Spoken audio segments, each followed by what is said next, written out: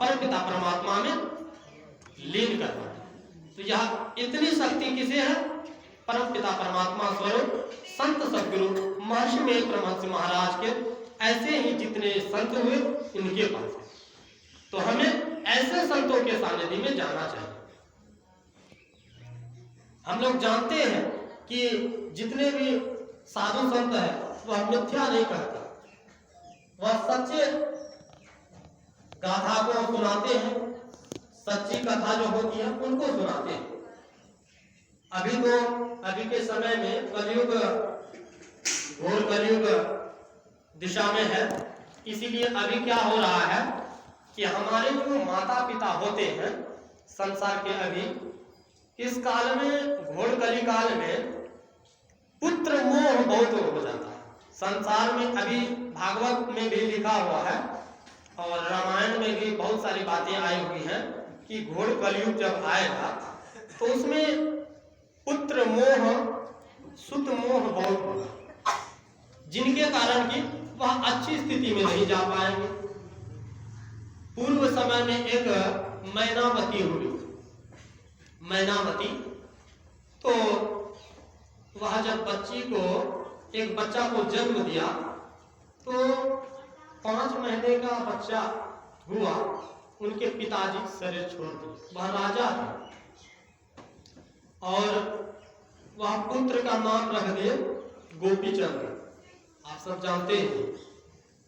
और उनकी मां कोई साधारण नहीं थी, वो जो भर्तृहरि महात्मा हुए और जो विक्रम संवत चल रहा है अभी, जिनके नाम से भर्तृहरि और वो विक्रम दोनों भाई थे, उन्हीं की बहन ये मैनावती थी और उन्हीं के पुत्र कौन हुए?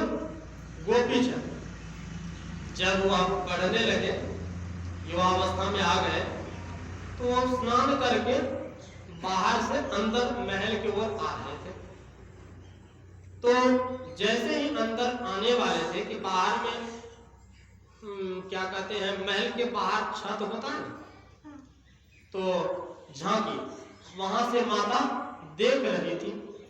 अचानक उनके आंखों से आंसू गिर पड़े, उनके शरीर, तो गर्म आंख से जब भी आंसू गिरता है तो गर्म होता है, शरीर में गर्म लगा, तो नहा के आ रहे थे, ठंडा शरीर था, गर्म पड़ गया। तो सोच रहे ये क्या, ऊपर देख रहे हैं तो माता रो रही है, माता की आंखों में आंसू, उनको बहुत बुरा लगा, ये कैसे हो गया, क्या कारण हुआ, कैसी दुख, कैसी विपत्ति आ गई हमारी माता को।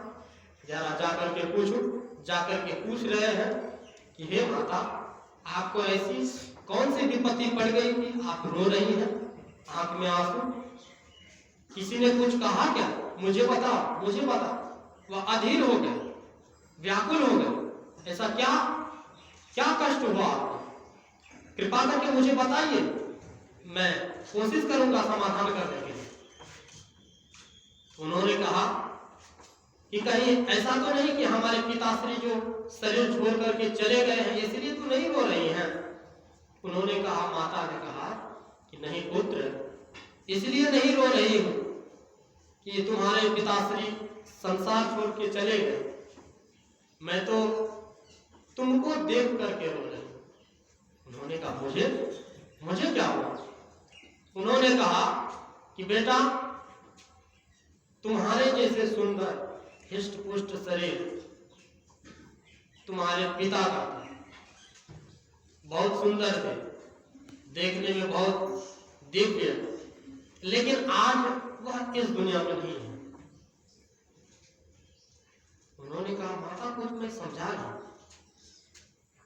फिर क्या करना चाहिए? उन्होंने कहा, बेटा, वह संसार में नहीं है, तुम भी नहीं रहोगे, एक दिन तुमको भी जाना है इस संसार से, इसीलिए पुत्र, जाने से पहले एक ऐसा काम करो जिससे कि तुम्हारा कीर्ति, शरीर तो चले जाए लेकिन तुम्हारा नाम अमर हो जाए और तुम वह परमपिता परमात्मा के पास में, अर्थात उनके स्वरूप को जानकर वही हो जाए। तुम कभी मरो नहीं, मरने वाला काम नहीं करो, मत करो, बोल के और रोने लगे। उन्होंने कहा तो इसके लिए मुझे क्या करना पड़ेगा माँ? उन्होंने कहा कि इसके लिए तुमको संतों के सानिध्य में जाना होगा। तो कौन से संत के सानिध्य में जाना होगा? उन्होंने कहा जालंधर नाथ। अभी दो संत हैं प्रसिद्ध, एक बाबा गोरखनाथ जी, एक जालंधर नाथ जी। तो तुम जाओ जालंधर नाथ जी के पास। तो वह तुरंत निकल गए। उन्होंने कहा आपकी इच्छा की पूर्ति होगी, मैं जा रहा। निकल गए। बहुत जवान नहीं थे, किशोरावस्था में थे। निकल गए और चले गए। गुरु जी मिल गए जालंधर नाथ महाराज, उसको दीक्षा दे दी।